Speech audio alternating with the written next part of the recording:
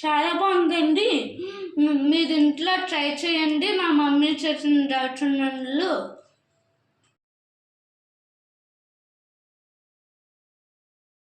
Hi అండి, welcome to Royals kitchen అండి. కొత్తగా ఛానల్ అయితే స్టార్ట్ చేశాను. సో రవ్వ సున్నుండలు అయితే ట్రై చేశాను.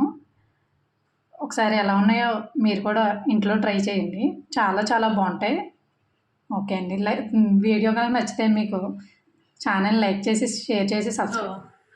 గోధుమ రవ్వ అయితే వేసుకొని ఫ్రై చేసుకోవాలి. 1 కప్పు గోధుమ రవ్వకి 3/4 కప్పు షుగర్ అయితే సరిపోద్దండి. ఇది కూడా గోల్డ్ కలర్ వచ్చేంత వరకు ఫ్రై చేసుకోవాలి.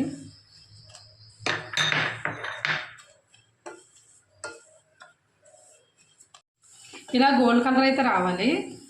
వచ్చిన తర్వాత రవ్వ లడ్డూల్ని